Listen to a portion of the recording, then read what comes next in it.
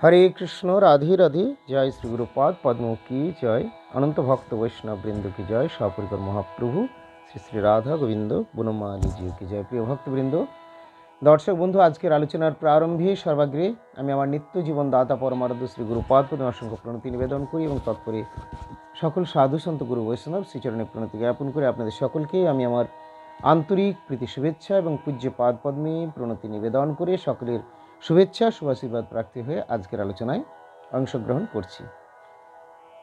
আজকে আমরা আলোচনা করব, কোনো এক ভক্ত আমাকে প্রশ্ন করেছেন বা জানতে চেয়েছেন ইতিপূর্বে আমরা যা পোস্ট করেছি সেই বিষয়কে কেন্দ্র করে। প্রশ্ন আসাটা হয়তো স্বাভাবিক, অনেকেরই অনেক রকম প্রশ্ন থাকে, অনেকে আপনারা হয়তো সবাই ঠিকমতো সেটা নাও বুঝতে পারেন, প্রশ্ন আসতেই পারে, প্রশ্ন আসলে প্রশ্ন করতেও পারেন আপনারা। তো সেই প্রশ্নটি আমি পরবর্তী সময়ে জানাচ্ছি বা সেইটি বিষয়ে আমরা আলোচনা করছি। তবে তার আগে আবার এই কিছু কথা বলবো, যেটি হলো একটি বিশেষ তিথি বা দিন অনুসারে, যেটি হচ্ছে আগামীকাল। আজকে আপনারা যখন আমি ভিডিও প্রস্তুত করছি বা আপনারা শ্রবণ করছেন, আজকের দিনে বৃহস্পতিবার দিন, ফেব্রুয়ারি মাসের 1 তারিখ, মাসের প্রথম দিন। আর আগামীকাল হচ্ছে ফেব্রুয়ারি মাসের 2 তারিখ শুক্রবার। এই দিন ভক্ত শ্রীল লোচনদাস ঠাকুর মহাশয়ের আবির্ভাব তিথি। লোচনদাস ঠাকুরের আবির্ভাব তিথি। তো এই যে মহান ভক্ত বা পার্শ্বদবৃন্দ যারা, তাদের কথা আমাদের জীবনে কত বড় কার্যকরী হতে পারে, তাদের কথা শ্রবণ কীর্তন করতে আমাদেরকে মহাজন মহাপুরুষ বা শাস্ত্রগণ, শাস্ত্রসমূহ কেন নির্দেশ করেছেন, সেগুলো আমরা বোঝার চেষ্টা করব।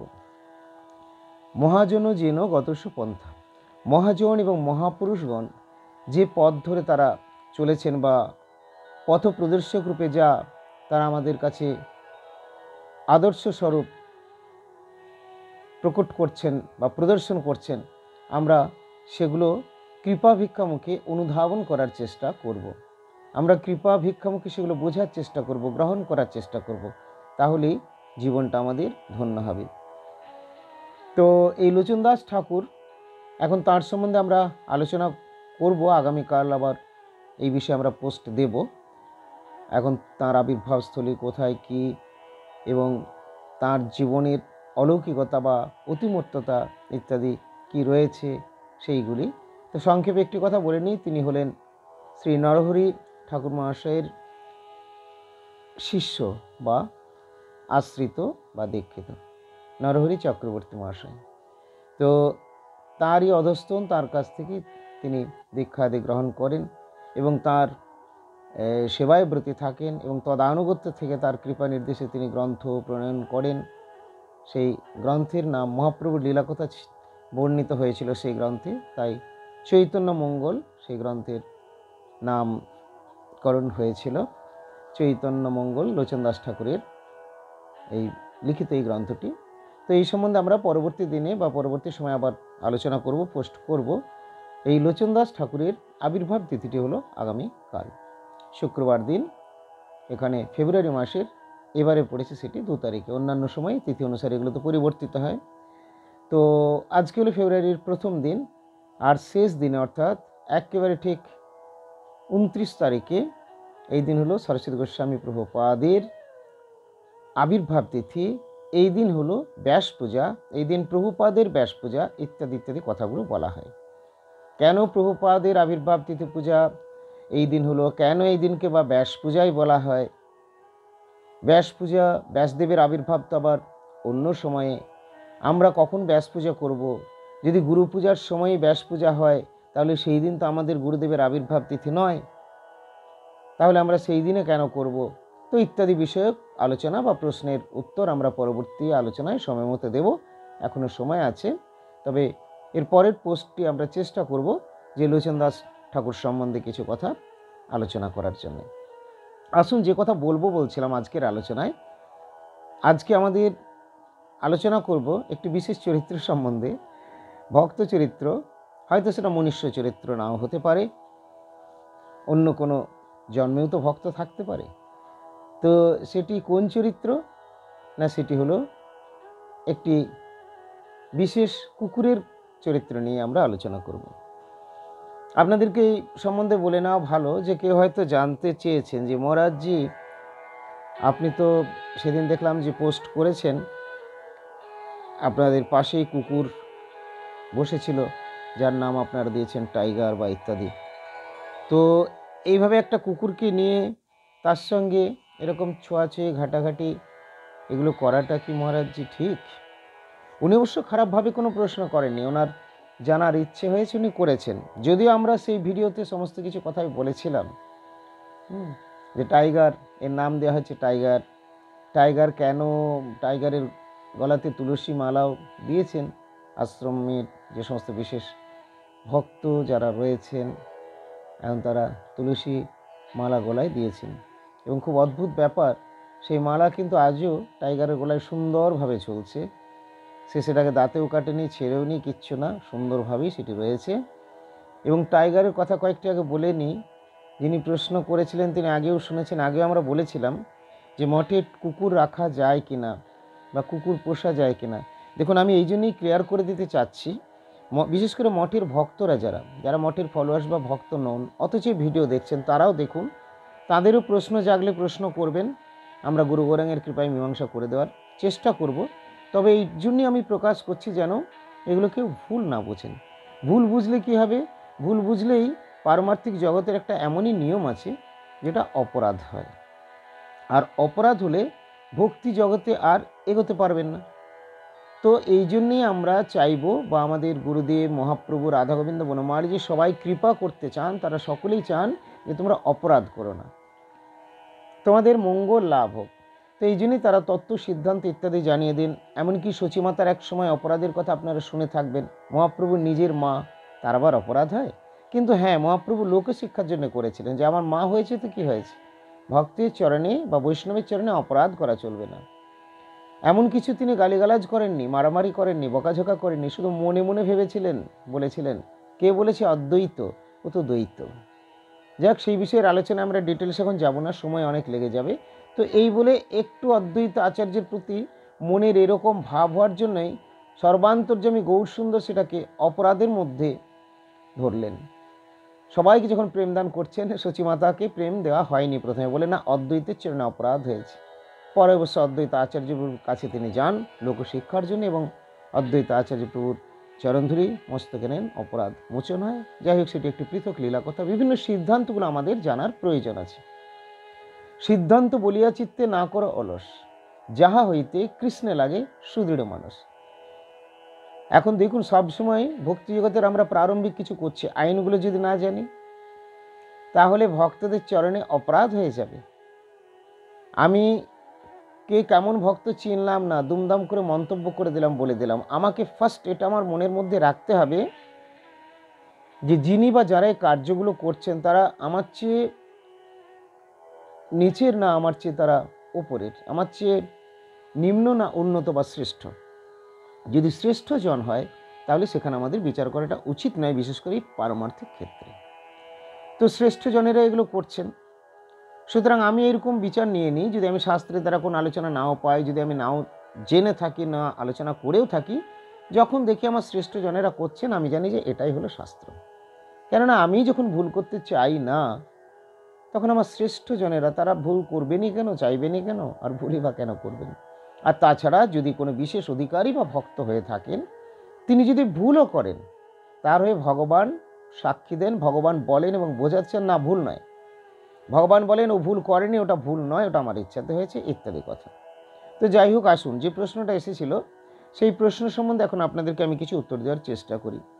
উনি প্রশ্নটি করেছিলেন যে এইভাবে যে আপনি যে প্রবচন দিচ্ছিলেন সেখানে শাস্ত্র গ্রন্থ রয়েছে, তো এই কুকুরকেও যে ছোঁয়াছুঁয়ি করা হয়েছে, তো এটা কি ঠিক?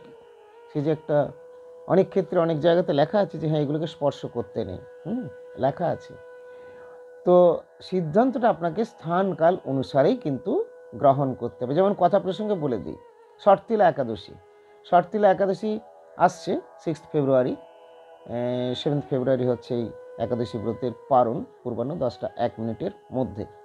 তো তিলের 6 প্রকার সেবার কথা আমরা গ্রন্থে আমরা পড়েছি, শাস্ত্রের নির্দেশে দেওয়া আছে।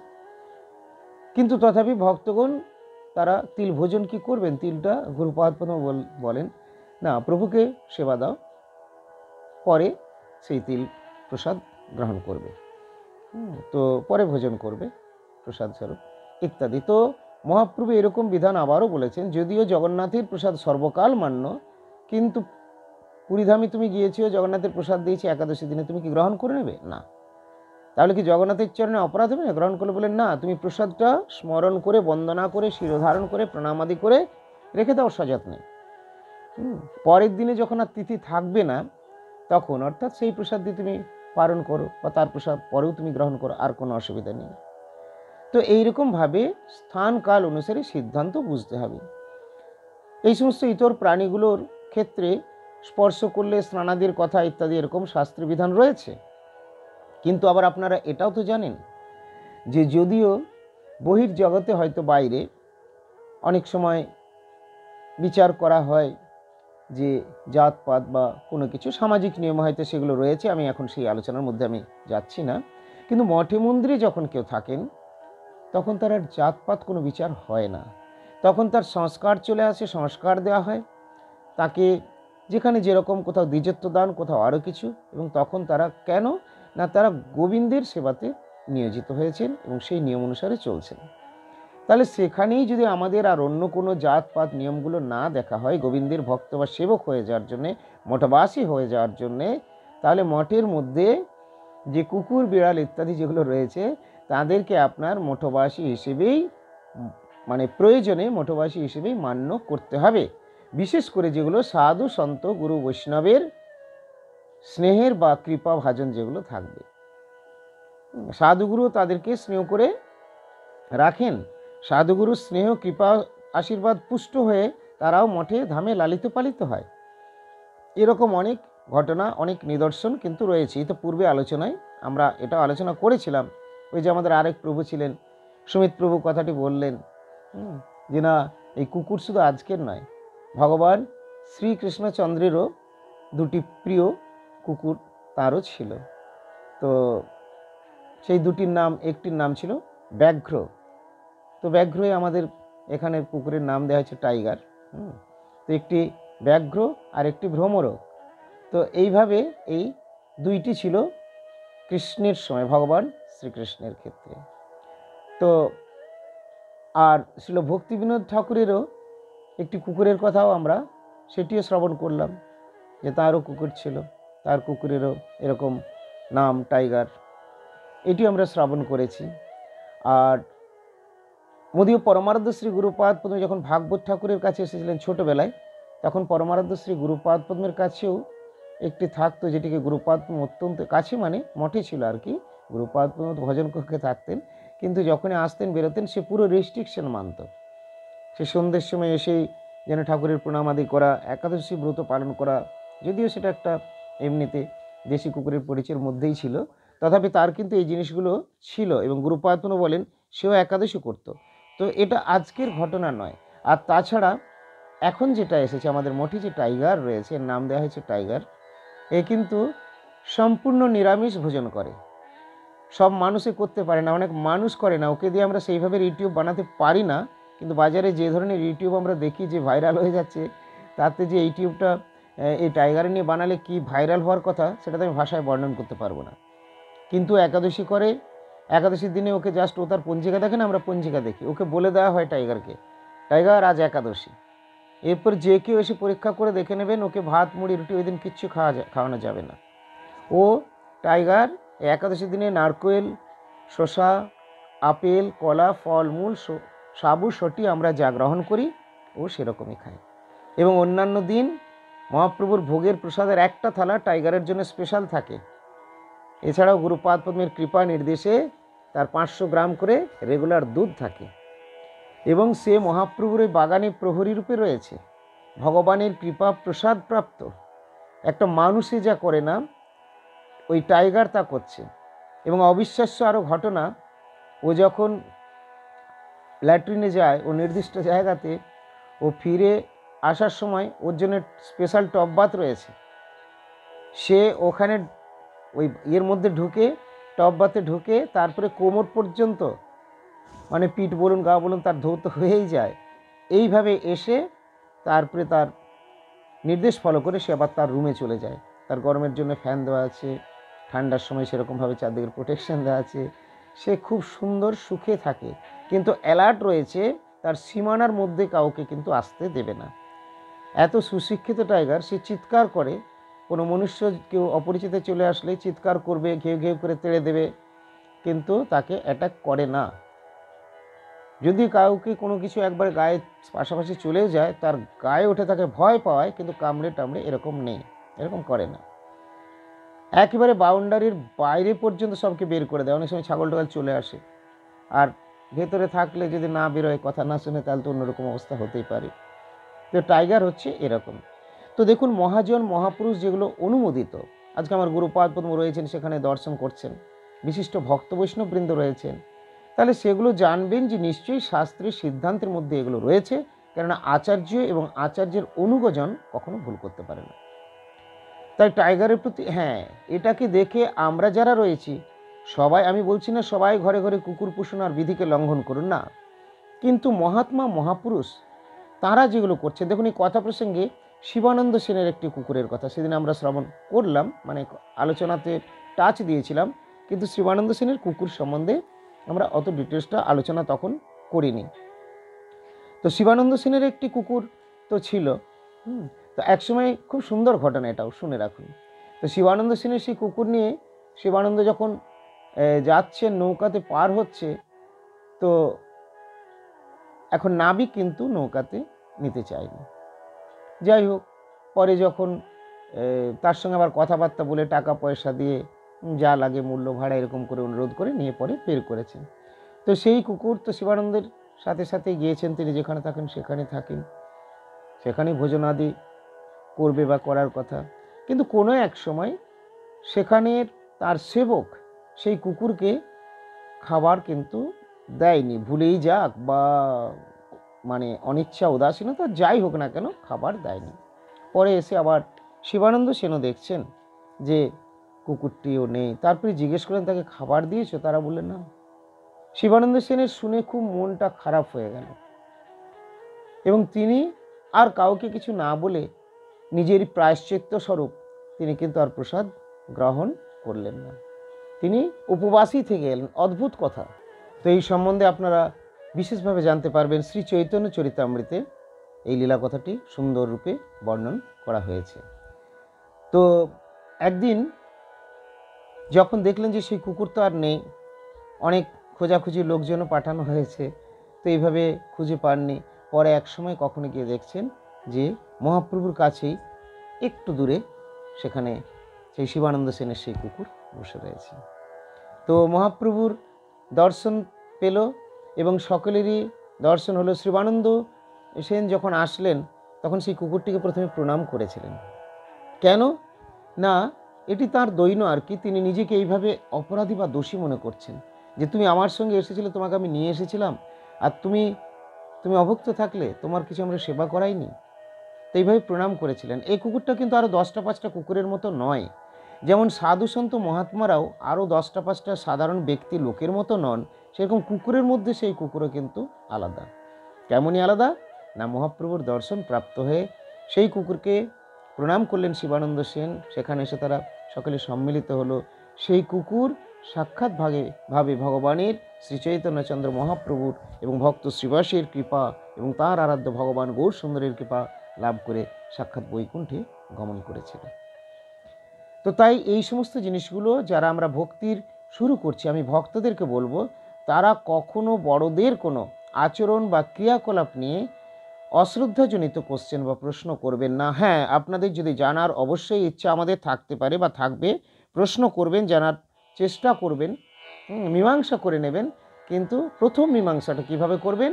ফার্স্ট, যখন সাধু সন্ত গুরু বৈষ্ণবের কাছে এরকম কোনো কিছু দেখবেন, মনের মধ্যে যদি কোনো প্রশ্ন বা খটকা আসে, প্রথমে মনকে বলবেন যে মন, এটা তুমি বুঝতে পারছো না বা আমি বুঝতে পারছি না, তাদের কোনো কার্যই দোষণীয় নয়, সবটাই হচ্ছে জগতের কল্যাণের বা মঙ্গলের জন্য, সবের মধ্যে শুভ আছে। তাই আমাদের রায়পুর শ্রী গৌরাঙ্গ মঠে গুরুপাদ শুভদৃষ্টির মধ্যে যে টাইগার রয়েছে, একটি কুকুর, সে কুকুর রূপে এক বিশেষ ভক্তও রয়েছে, সে সুন্দরভাবে তার দায় দায়িত্ব পালন করে চলেছে। সে মহাপ্রভুর পুষ্পোদ্যান, মহাপ্রভুর মঠ মন্দিরকে সে দেখছে গুরুদেবের, গুরু বৈষ্ণবের স্নেহভাজন, কৃপাভাজন, এবং তিনি প্রসাদ ভোজন করে তার জীবন যাপন করে। একটা হিংস্র প্রাণী যার প্রধান খাদ্যই আমিষ, সেও আমিষ না খেয়ে একাদশী করে মঠে থেকে জীবন ধন্য করছে, তার তো বৈকুণ্ঠ প্রাপ্তি হবেই। আর অনেক মনুষ্যদের চিন্তা করা উচিত, একটা পশু যার আমিষ খাবার, সে খাবার ছেড়ে দিয়ে শুদ্ধ নিরামিষ ভোজন করছে, প্রসাদ প্রাপ্ত হচ্ছে। আর যারা করেন না, তাদের মনের মধ্যে প্রশ্নটা করা উচিত নিজেরই, চোখ বন্ধ করে, যে আমি মানুষ হয়েও আমি ইতর পশু প্রাণীদের জন্য ভগবান যে খাবার সৃষ্টি করেছে সেগুলো আমরা দিনের পর দিন গ্রহণ করছি, এটা আমাদের ভুল হচ্ছে। তাই হে প্রভু, হে পতিত পাবন, হে ইষ্টদেব, হে গুরু গৌরাঙ্গ, হে রাধা গোবিন্দ, হে মহাপ্রভু, হে রাম, হে কৃষ্ণ, হে জনার্দন, আমাকে কৃপা করুন, আমি যেন সেই সুবিচার নিয়ে জন্ম জন্মান্তর অন্তত আপনার দাসানুদাস হয়ে জীবনকে ধন্য করতে পারি। আজকের আলোচনা আমি এখানেই বিরতি দেব। পরবর্তী আলোচনায় বললাম যে লোচন দাস ঠাকুর সম্বন্ধে কিছু কথা আমরা বলবো, এবং তারপরে তো আবার একাদশী আসছে আবার অনেকগুলি বিশেষ বিশেষ তিথি রয়েছে। প্রভুপাদের আবির্ভাব তিথি আছে, ব্যাস পূজা আছে, সরস্বতী পূজার কথা আছে, বসন্ত পঞ্চমীর কথা আছে। আমরা একটা একটা করে আমাদের সময় অনুসারে আপনাদের সকলেরই জানার আগ্রহ যেহেতু রয়েছে, আপনারা জানতে চান, সেই উদ্দেশ্যে আমরা সুন্দর প্রসঙ্গগুলি নিয়ে আলোচনা করার চেষ্টা করব, আপনাদের সামনে তুলে ধরার চেষ্টা করব। আজকে বিরতি দেওয়ার আগে আপনাদের সকলকেই বলবো, যারা আমাদের চ্যানেলটি এখনও সাবস্ক্রাইব করেনি তারা চ্যানেলটি সাবস্ক্রাইব করে আমাদের সঙ্গে থাকুন এবং নিয়মিত দেখতে থাকুন আমাদের পারমার্থী দিব্য মধুর প্রসঙ্গগুলি। ভালো থাকুন সকলে। আজকের মতো এখানে বিরতি, দেখা হবে আবার পরবর্তী প্রশ্নে। হরে কৃষ্ণ কৃষ্ণ কৃষ্ণ হরে হরে, হরে রাম রাম রাম হরে হরে। জয় শ্রী গুরুপাদ পদ্ম কি জয়, নিতাই গৌর প্রেমানন্দে হরি হরি।